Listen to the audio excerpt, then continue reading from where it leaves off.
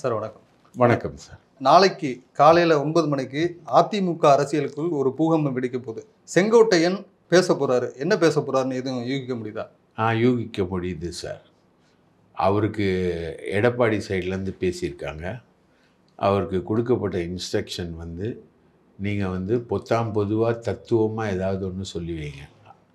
ஏன்னா நீங்கள் வந்து பேச போகிறன்ற எதிர்பார்ப்பை கிளப்பிட்டீங்க. எல்லா மீடியாவும் வந்து நீங்கள் என்ன பேச போகிறீங்கன்னு கேட்குறாங்க. சசிகலாவை சந்திச்சிங்களான்னு கேட்குறானுங்க. பிஜேபி வந்து உங்ககிட்ட சமரசம் பேசிச்சான்னு கேட்குறானுங்க. ஒரே ஸ்டாக் மார்க்கெட்டை விட மிகப்பெரிய மார்க்கெட்டாக செங்கோட்டையன் மார்க்கெட்டு, ஈரோடில் மஞ்சள் மார்க்கெட்டை விட மிகப்பெரிய மார்க்கெட்டாக செங்கோட்டையன் மார்க்கெட்டு மாறிடுச்சு. திமுகவுக்கு போக போறாருங்கிற மாதிரியும் பேசுறாங்க. திமுகவுக்கு போக போகிறீங்களா அப்படின்னு. அதுக்கு முத்துசாமி பதில் சொல்லியிருக்கார். அவர் அவ்வளோ பெரிய தலைவர், ஒரு கட்சியுடைய தலைவராகவே இருக்கக்கூடியவர். அவர் வராரா போகிறாருன்றதை பற்றி நான் எப்படி கருத்து சொல்ல முடியும் அப்படின்னு. முத்துசாமி ரொம்ப மிகச்சிறந்த பண்பாளர். ஏன்னா அவர் செங்கோட்டையனுக்கு எதிராக பாலிடிக்ஸ் பண்ணவர். அவர் செங்கோட்டையனால தான் அவர் வெளியவும் போனார். செங்கோட்டையனுக்கு அதிக முக்கியத்துவம் கொடுக்குறீங்கன்றதுனால தான் ஜெயலலிதாவுக்கிட்ட சண்டை போட்டுனா அவர் வெளியில் போனார். ஒரு எம்ஜிஆர் வந்து முத்துசாமி அமைச்சராக்குனார், செங்கோட்டையன் அமைச்சராக்கவே இல்லை. எம்ஜிஆர் டைம் 1977 எம்எல்ஏ தான் செங்கோட்டையன். எம்ஜிஆர் வந்து அந்த டைம்லேயே தான் எம்எல்ஏ முத்துசாமி. முத்துசாமி வந்து வழக்கறிஞர். அவரை வந்து மந்திரியாக்குறார். படித்தவர்ன்ற அடிப்படையில் மந்திரியாக்குறார். அவர் உருவாக்குன தொண்டரடி பொடி ஆழ்வார் தான் அண்ணன் எடப்பாடி. ஒரு கொலை வழக்கிலேருந்து காப்பாற்றி அவரை மீட்டு எடுத்து ஒரு அட்டெம்ப்ட் மர்டரே பண்ணிடுறாரு. குத்திட்டு வச்சு குத்தி எடப்பாடி ஒரு இடத்தகராறில் அதை வந்து மீட்டு காப்பாற்றி எடுத்து எல்லாம் ரெஸ்டோர் பண்ணவரே முத்துசாமி தான். அப்போது வந்து எம்ஜிஆர் பீரியடில் பார்த்திங்கன்னா கோயம்புத்தூர்லேருந்து சேலம் வரைக்கும் முத்துசாமி சொல்கிறது தான் நடக்கும். இது வந்து என்ன ஆச்சுன்னா ஜெயலலிதா பீரியடு வந்தோடனே ஜெயலலிதா வந்து எம்ஜிஆர் ஆள் முத்துசாமின்னு தூக்கி ஓரங்கட்டும் பொழுது செங்கோட்டையனுக்கு பெரிய முக்கியத்துவம் கொடுக்குறாங்க. செங்கோட்டையன் சொன்னால் தான் நடக்கும். அதாவது கோயம்புத்தூர்லேருந்து கொங்கு பெல்ட் சேலம் வரைக்கும் தருமபுரி வரைக்கும் செங்கோட்டையன் சொன்னால் தான் நடக்கும் அப்படின்ற மாதிரி ஒரு நிலவரம் வந்துச்சு. அதுக்கப்புறம் வந்து ராவணன் சொல்லிட்டு சசிகலா ஆளை போட்டு ராவணன் சொல்கிறது தான் எல்லாம் நடக்கும் அப்படின்ற மாதிரி வந்தது. அந்த ராவணனை பிடிச்சி தான் எடப்பாடி மேலே வர்றார். அந்த ராவணனை பிடிச்சி அவனை தாஜா பிடிச்சி அவனுக்கு வேண்டிய விஷயங்கள்லாம் செஞ்சு தான் எடப்பாடி வந்து மேலே வர்றாரு. அதே மாதிரி வேலுமணியும் ராவணனை பிடிச்சி தான் மந்திரி பதவி வாங்குற. ஒரு தடவை தூக்கி போடுது ஜெயலலிதா. அதுக்கப்புறம் ராவணன் காலில் விழுந்து தான் மந்திரி பதவி வாங்கிட்டு வர்றாரு. யார்? வேலுமணி. 2 பேரும் சமகாலத்து ஆட்கள். ஆனால் கொஞ்சம் எடப்பாடி சீனியர். அவனோட லைட்டாக அவரோட வேலுமணியோட லைட்டாக சீனியர். அவ்வளோதான் வித்தியாசம். ஸோ இந்த மாதிரி ஒரு மிகப்பெரிய ராஜாங்கத்தை பண்ணிகிட்டு இருக்கும் பொழுது முத்துசாமி வந்து ரொம்ப தவிச்சு போயிட்டார். 7 மணி நேரம் பேச்சுவார்த்தை. எனக்கு தெரிஞ்சு எனக்கு நம்ம நண்பர் ஒருத்தர் சொன்ன தகவல் இது என்னென்னா, குழந்தைவேலுடைய மகன், அவர் பேர் வந்து ரவிராஜா குழந்தைவேலு, அவர்லாம் வந்து மராத்தான் பேச்சுவார்த்தை நடத்தியிருக்காரு. முத்துசாமி வந்து கட்சியை விட்டு போகக்கூடாது அப்படின்னு. அவர் போட்டி அதிமுக ஆரம்பித்தார். அதுக்கப்புறம் திமுகவுக்கு போனார். திமுகவுக்கு போனோன்னு ஒரு நல்ல மரியாதை கொடுத்து அவரை இன்றைக்கி வரைக்கும் மெயின்டைன் பண்ணுறாங்க. ஏன்னா செந்தில் பாலாஜி மாதிரி ஜாம்பவான்கள், பணத்தில் ஜாம்பவான்கள் இருக்கிற இடத்துல முத்துசாமிக்கு வந்து அவ்வளோ பணம்லாம் கிடையாது. அவர் வீட்டு வசதித்துறை அமைச்சராக இருந்திருக்காரு. இப்போ இருக்கார். ஹெல்த் மினிஸ்டராக முன்னாடி இருந்திருக்காரு. பெரிய ஸ்கேம் எதுவும் இல்லை. ஒரு வருமானத்துக்கு அதிகமான சொத்து குவிப்பு வழக்கு இருந்தது. அதுலேயும் விடுதலை ஆகிட்டார் முத்துசாமி. ஏதோ அந்த வேல்ஸ் காலேஜ், இது அவரோட காலேஜ் அப்படின்னு சொல்லுவாங்க. ஐஸ்வரி கணேஷோட வேல்ஸ் காலேஜ் அவரோட காலேஜுன்னு சொல்லுவாங்க. ஒரு 2-3 மருத்துவமனைகளை சொல்லுவாங்க. அதை தாண்டி முத்துசாமிக்கு பெருசாக இல்லை. பட் செந்தில் பாலாஜி நீங்கள் கற்பனையே செய்ய முடியாத ஒரு சாம்ராஜ்யத்துக்கு சொந்தக்காரர்.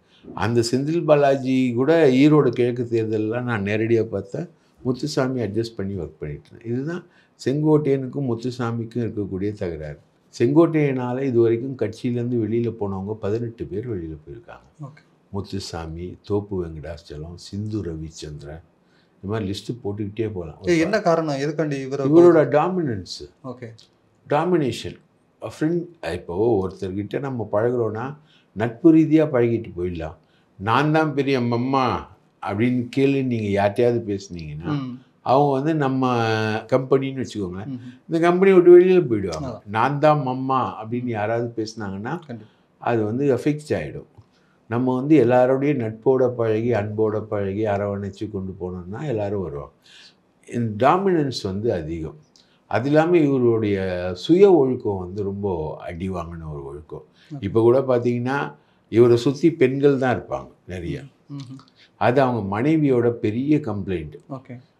ஒரு தடவை ஜெயலலிதா கிட்ட வந்து கம்ப்ளைண்ட் பண்ணிட்டு மாவட்ட செயலாளர் மந்திரி பதவி உட்பட எல்லாத்தையும் எடுத்துட்டாங்க. இது வந்து எடப்பாடியே ஒரு பீரியடில் ஒரு சேலத்தில் வந்து ஏய் பழனிசாமி அப்படின்னு கூப்பிட்டா எடப்பாடி ஓடி வருவார். அந்த மாதிரி இருந்தால் செங்கோட்டையன் இருந்தால். இப்போ வந்து அவர் வந்து முரண்டு பிடிக்கிறார் அப்படின்றது காரணம் வந்து கேசி கருப்பண்ணன்னு ஒருத்தர் முன்னாள் மந்திரி. அவரோட ஆட்களை வந்து எடப்பாடி வந்து முன்னிறுத்தி கொண்டு போகிறார். இப்போது பிரச்சனை, இப்போ லேட்டஸ்ட் பிரச்சனை காரணம் ஈரோடு ஐடி விங்கில் மோகன்குமார்னு ஒருத்தரை நியமிக்கணும்னு இவர் ரெக்கமெண்ட் பண்ணுறாரு. ஆனால் எடப்பாடி என்ன பண்ணுறாரு, கேசி பழனிசாமிக்கு நெருக்கமான மகேஷ் ராஜா அப்படின்ற ஒரு ஆளை ஐடி விங்கில் போடுறார். இதுதான் இப்போதைய ப்ரெசன்ட் சண்டைக்கு காரணம். இவரை வந்து பிஜேபியும் பயன்படுத்திக்கிட்டே இருக்கு. இல்லை சார், இப்போது அந்த செங்கோட்டையன் விஷயம், எடப்பாடி விஷயம், அந்த எதிரும் புதிருங்கிற கான்செப்ட் வந்து இப்போ நேற்று இல்லை, ஒரு 6 மாதத்துக்கு ஒரு தடவை இது வந்துகிட்டே இருக்குது. எதுனா காரணம்? ஆக்சுவலாக ஒன்றும் இல்லை. கூவத்தூர் முகாமில் முதலமைச்சராக வர வேண்டியது செங்கோட்டையன். அவரை முதலமைச்சர்னு அறிவிச்சிட்டாங்க.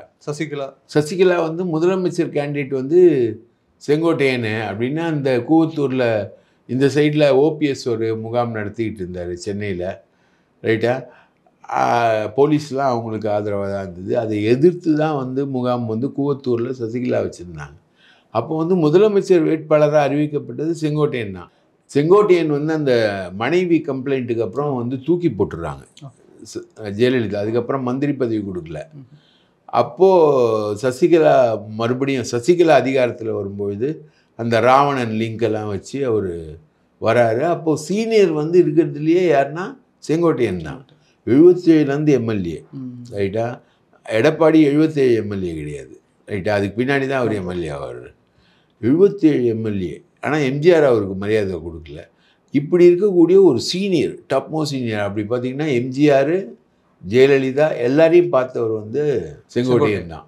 சேவல் சின்னத்தில் நின்று ஜெயித்தவர், ஜெயலலிதாவுக்கு நெருக்கமானவர். அதே சேவல் சின்னத்தில் ஜெயித்தவர் தான் எடப்பாடி பழனிசாமி. ரைட்டா? அதுதான் வந்து 2 பேருக்குமான ப்ராக்சிமிட்டி. ஸோ முதல்வர்னு அவர் அறிவித்தப்புறம் அவர்கிட்ட நீங்கள் வந்து ஒவ்வொரு எம்எல்ஏக்கும் 4 கோடி ரூபா கொடுக்கணும். அது இவரால் கொடுக்க முடியல. அப்போது வந்து எடப்பாடிக்கு கை கொடுத்தது வந்து மணல் மாஃபியா, கரிகாலன், ரத்னம், ராமச்சந்திரன், சேகர் ரெட்டி. சேகர் ரெட்டி தான் வந்து பாஸ்ஸு. அவருக்கு கீழே கரிகாலன், ரத்னம், ராமச்சந்திரன்லாம் இருக்காங்க. சேகர் ரெட்டி தான் கை கொடுக்குறாரு. அவன் மணல் மாஃபியாவோட நேச்சர் எப்படின்னா, உங்களுக்கு ஒரு 10 லட்ச ரூபா வேணும் அப்படின்னு சொல்லிட்டீங்கன்னா அடுத்த 15வது நிமிஷம் 10 லட்ச ரூபா உங்கள் வீட்டுக்கு வந்துடும். அதுதான் மணல் மாஃபியாவோட பவர். அந்த பவரை வச்சு தான் எடப்பாடி வந்து முதலமைச்சர் ஆகிறாரு. செங்கோட்டையனால் முதலமைச்சர் ஆக முடியல. ஏன்னா 4 கோடி ரூபா எம்எல்ஏக்களுக்கு கொடுக்கணும். அப்போ வந்து இவங்க ஓபிஎஸ் வந்து ஆளுக்கு 1 கோடி ரூபா எம்எல்ஏக்களுக்கு கொடுக்க தயாராக இருக்காங்க. ஓபிஎஸ்ஸை வச்சு பிஜேபி வந்து ஏடிஎம்கே உடைக்க ட்ரை பண்ணுது. மைத்ரேயன்லாம் அதுக்காக ஒர்க் பண்ணுறாங்க. கிட்டத்தட்ட 9 எம்எல்ஏக்களை கொண்டு போயிட்டாங்க அவங்க. அந்த ஃபைட்டு தான் வந்து எடப்பாடிக்கும் செங்கோட்டையனுக்குமான ஃபைட்டு. அந்த ஃபைட்டில் வந்து இப்போது சண்டை வந்த உடனே இப்போ ஒரு ப்ரெஸ் எல்லாம் அனௌன்ஸ் பண்ணி எல்லாம் முடித்த உடனே இவர் என்ன பேச போகிறாருன்ற ஒரு இது எக்ஸ்பெக்டேஷன் அதிகமான உடனே எடப்பாடி சைட்லேருந்து கூப்பிட்டு பேசியிருக்காங்க. உஷாராயிட்டாங்க. அவங்க எப்பவும் உஷாராயிட்டாங்க. நீ வந்து செங்கோட்டையனுக்கு இந்த மாதிரி சீட்டு கிடைக்குமா கிடைக்காதான்றது சந்தேகம். ரைட்டா? உனக்கு நல்லது நடக்கணும்னா இந்த கட்சியில் நாங்கள் சொல்கிற மாதிரி செய். எல்லா கட்சி தலைவர்களும் அதிமுகவில் ஒன்றிணையணும். அது டிடிவி தினகரன், ஓபிஎஸ் எல்லாருமே வந்து சசிகலா எல்லாரும் ஒன்றிணைன்ற மாதிரி ஜென்ரலாக சொல்லிட்டு போயிடு. பாக்கி ஏதாவது அதிமுகவை உடைப்பேன், நான் வந்து தர்ம யுத்தம் நடத்துவேன்னு தர்ம யுத்தம் நடத்துவேன் அப்படி இப்படின்னு ஏதாவது சொல்லிட்டு போனீங்கன்னா நல்லா இருக்காது, மேலே பிஜேபி தான் இருக்குது பார்த்துக்கோ. அப்படி ஒரு வார்னிங் கொடுத்ததுனால நாளைக்கு செங்கோட்டையன் வந்து புத்தர் ஞான கதைகள்லாம் ஏதாவது ஒன்று சொல்லிட்டு ஏதாவது ஒன்று சொல்லி மழுப்புவார்னு தான் எதிர்பார்க்கப்படுது. இப்போ அந்த புகழேந்தி இருக்கார்ல சார், அவர் ஒரு கருத்து இந்த விவகாரத்தில் சொல்லியிருக்காரு. நாளைக்கு செங்கோட்டையன் வந்து பிரஸ் மீட் சந்திக்க போறாரு, இல்லை பேச போறாரு அப்படின்னு சொல்லும்போது, ஒருவேளை பழனிசாமி சைடு அவர் மறுபடியும் போயிட்டாருன்னா அவர் டெபாசிட் கூட வாங்க மாட்டாரு அப்படின்னு ஒரு கருத்து சொல்றாரு. அவர் நேற்று இன்னைக்கு இன்னொரு கருத்தும் சொல்லியிருக்காரு. நான் வெஸ்ட்லேருந்து தான் கார் எடுத்துகிட்டு வரப்போகிறேன், செங்கோட்டையன் மட்டும் வந்து போராளி மாதிரி தர்ம யுத்தம் மாதிரி ஏதாவது கருத்து சொன்னார்னா காரை நான் அப்படியே திருப்பி செங்கோட்டையன் வீட்டுக்கு போயிட்டு அவருக்கு நான் மாலை போடுவேன் அப்படின்ற மாதிரி ஒரு கருத்து சொல்லுவார். புகழேந்தி வந்து இன்னைக்கு இருக்கிற முகாம் வந்து வேற, புகழேந்தி இயக்கிறவங்க வேற ஆட்கள் இருக்குதுங்களா. அதனால் அவர் அப்படி தான் பேசுவார். அது செங்கோட்டையன் அப்படி இல்லை, 2 கரண்டி இருக்குது, சாதா கரண்டி இருக்குது, பருப்பு இருக்கிற கரண்டி இருக்குது. சாதா கரண்டி எப்படி வேணால் வீசலாம், பருப்பு இருக்கிற கரண்டியை பார்த்து தான் வீச முடியும், சிந்திரும் பருப்பு இருக்கிற கரண்டி. அது மாதிரி செங்கோட்டையன் வந்து பருப்பு இருக்கிற கரண்டி, இது புகையேந்தி சாதா கரண்டி, எப்படி வேணால் வீசிக்கலாம் அப்படின்றது தான். சரி, இந்த மேட்டரை தொடர்ந்து இப்போ அண்ணாமலை நேற்று டெல்லி கூட்டத்துக்கு அழைக்கல அப்படின்ற ஒரு விஷயம் இருக்குது. இது இப்போ என்ன அப்டேட் சார் அதில்? அதாவது முன்னாள் மாநில தலைவர்கள் பார்த்திங்கன்னா, பொன்னார் முன்னாள் மாநில தலைவர், தமிழிசை வந்து முன்னாள் மாநில தலைவர், ரைட்டுங்களா. சிபி ராதாகிருஷ்ணன் அவர் துணை ஜனாதிபதி ஆகிட்டார். பாக்கி எல்லாமே முன்னாள் மாநில தலைவர், எல்லாரையும் கூப்பிட்ருக்காங்க. இதை வந்து ஏன் வந்து அண்ணாமலையை கூப்பிடலன்னா, நிர்மலா இவர் மேலே நிறைய புகார்கள் போகுது, எடப்பாடிக்கிட்டேருந்து எல்லார்கிட்டேருந்தும் போகுது. இவர் வந்து ஏடிஎம்கே கூட்டணியை தோக்கடிக்கிறதுக்காக வேலை செய்கிறாரு. சுனில்ன்ற வியூக அமைப்பாளர் மூலமாக பிளான் போட்டு ஏடிஎம்கே வாக்குகள் எல்லாத்தையும் அமமுகவுக்கு திருப்பி விடுற ஒரு கான்செப்டை ஒரு வந்து பண்ணுறாரு அப்படின்ற மாதிரி புகார்கள் போது. அதை விசாரிக்க நிர்மலா வந்து சென்னை வராங்க. சென்னை வரும்போது நிர்மலா கூட்டத்துக்கு இவரை கூப்பிடல. நிர்மலா உட்காந்து பேசும்போது எனக்கு எதிராகவே வந்து கோயம்புத்தூரில் நான் ஒரு பேக்கரி கடைக்காரரை மிரட்டினேன் அப்படின்னு சொல்லிட்டு இவர் லண்டன்லேருந்து அறிக்கை விட்டார். நான் அவரை மிரட்டவே இல்லை. அப்போது சாதாரணமாக அவர்கிட்ட பேசிகிட்டு இருந்ததை அங்கே நின்றுருந்த ஒரு மாவட்ட செயலாளர் மூலமாக வீடியோ எடுத்து அந்த வீடியோ வெளியிட்டார் அண்ணாமலை. போன தடவை நம்ம 20 சீட்டு தமிழ்நாட்டில் ஜெயிச்சுருந்தோன்னா நம்ம வந்து சந்திரபாபு நாயுடு தயவுலையும் நிதிஷ்குமார் தயவுலையும் நம்ம வந்து ஆட்சி அமைச்சிருக்க வேண்டிய அவசியமே இல்லை. அந்தளவுக்கு தமிழ்நாட்டில் வந்து அண்ணாமலையோடைய சுயநலத்தால் நம்ம வந்து தோற்றோம் அப்படின்னு நிர்மலா பேசிட்டாங்க. அப்போது அந்த பேச்சை வந்து இவர் கேள்விப்பட்டு இவர் என்ன பண்ணுறாரு, இவர் கேள்வி எழுப்புறாரு, அமித்ஷாவை பார்க்கணும் நான். அமித்ஷாட்ட அப்பாயின்மெண்ட் யார் கேட்குறா? அண்ணாமலை. இந்த மாதிரி நிர்மலா எப்படி என்னை பற்றி பேசலாம், அவங்க வந்து எங்கிட்ட மன்னிப்பு கேட்கணும். இவரோட கெத்து பாருங்க. ஆமாம், அவர் மத்திய நிதியமைச்சர் என்று மன்னிப்பு கேட்கணுன்ற மாதிரி. ஓகே, அவங்க இதை இப்போ தான் ஜிஎஸ்டி எல்லாம் ரிலாக்ஸ் பண்ணி வயிற்றில் பாலை வளர்த்துருக்காங்க. அமெரிக்காக்காரன் டேக்ஸ் போட்டான்னு சொல்லிட்டு பயந்து போய் ஜிஎஸ்டி எல்லாம் ரிலாக்ஸ் பண்ணிவிட்டு ப. சிதம்பரம் கூட சொல்லியிருக்காரு, 5 வருஷத்துக்கு முன்னாடி பண்ண வேண்டிய வேலையெல்லாம் இன்றைக்கி பண்ணிகிட்டு இருக்காங்க. இப்போ வழிக்கு வந்துட்டீங்க, நான் சொன்னது வழிக்கு வந்து காங்கிரஸ் சொல்லிட்டு எதிர்க்கட்சி வந்துட்டு அப்போது ஜிஎஸ்டி தப்புன்னு தமிழ்நாடு மட்டும்தான் பாஜகவுக்கு எதிராக ஓட்டு போட்டது. அது கரெக்டுனாச்சு. அந்த மாதிரி ஆள், அந்த மாதிரி பிரச்சனைலாம் டீல் பண்ணுறவங்க அவங்க வந்து மன்னிப்பு கேளுன்னு அமித்ஷா கிட்ட சொன்னோன்னே அமித்ஷா டென்ஷன் ஆகிட்டார். பாக்கி எல்லா மாநில தலைவரையும் கூப்பிட்டு உட்கார வச்சு பேசினார். இவன் கூப்பிடவே இல்லை. கூப்பிடலன்னொடனே அந்த நீங்கள் அவர் சொன்னது வந்து இதுதான், நம்ம வந்து சின்ன கட்சி, நம்ம எடப்பாடி பழனிசாமி பெரிய கட்சி, வேறு வழி இல்லாமல் சொல்கிறாரா சார்? வேறு வழி இல்லை. ஆமாம், முன்னாடி பாஜக அதிமுக கூட்டணின்னு ஒரு சொல்ல, அந்த கூட்டணிக்கு கமா போட்டு கூட்டணி ஆட்சின்னு சொல்ல, கூட்டணி ஆட்சியில் இல்லை, அது 2 பேரும் சேர்ந்து ஒத்துமையாக ஆட்சி அமைப்போம்னு சொன்னாருன்னு விளக்கெல்லாம் சொல்லி பயங்கரமாக கஷ்டப்பட்டார்ல எடப்பாடி. அந்த சப்பக்கட்டு கட்டுறதுன்னாங்களே, நம்ம இந்த காத்தாடி லொக்கையாக பறக்கும்போது சைடில் நூல் கட்டுற மாதிரி, அந்த மாதிரி நூல் கட்டுற வேலையெல்லாம் அவர் செஞ்சுருந்தார். யார்? எடப்பாடி. அப்படிலாம் சொல்லிகிட்டு இருந்தவர் இன்றைக்கி அமித்ஷா அவரோட வாயிலேயே சொல்கிறாரு, எடப்பாடி தான் பெரிய கட்சி. போன தடவை நம்ம 4 சீட்டு 5 சீட்டு ஜெயித்தோம், இந்த தடவை 10 சீட்டு 15 சீட்டு 25 சீட்டு 30 சீட்டு ஜெயிக்க பாருங்கள். அவ்வளோதான் நம்மளால் பண்ண முடியும். அதுக்காண்டி சண்டை போட்டுருந்தா அது நம்ம வந்து டாமினேட் பண்ணிட்டு போக முடியாது. ஓபிஎஸ் பிரச்சனை பண்ணுறாரா, இல்லை எடப்பாடி பிரச்சனை பண்ணுறாரா, இல்லை சசிகலா பிரச்சனை பண்ணுதா, செங்கோட்டையன் பிரச்சனை பண்ணுறாரா, அதெல்லாம் அதிமுகவோட உட்கட்சி விவகாரம். எப்படி மாத்துறாரு பாருங்க அமித்ஷா. இதெல்லாம் நோண்டி விட்டது யாரு? நிர்மலா சீதாராமனை விட்டு செங்கோட்டையன் கிட்ட பேசினது யாரு? பிஜேபி. எஸ்பி வேலுமணியை வச்சு பேசினது யாரு? பிஜேபி. ரைட்டா? எல்லாரும் ஒன்றிணையணும்னு செங்கோட்டையனை வச்சு வாய் திறந்து எஸ்பி வேலுமணி எல்லாரும் ஒன்றா சேர்ந்து ஒரு 7 பேர் போய் 7 பேர் டெல்லிக்கு போய் இங்கேயும் வந்து பேச வச்சது யார்? பிஜேபி. ரீசண்டாக பாம்பேயில் போயிட்டு இந்த மந்திரிகள்லாம் போய் அமித்ஷாவை பார்த்தோன்னா அவர் ஒரு பேட்டி கொடுக்க, தமிழ்நாட்டிலேருந்து அதிமுகலேருந்து முதல்வரை தேர்ந்தெடுப்போம், அது யாருன்னு சொல்ல மாட்டோம்னு சொன்னது யார்? அமித்ஷா.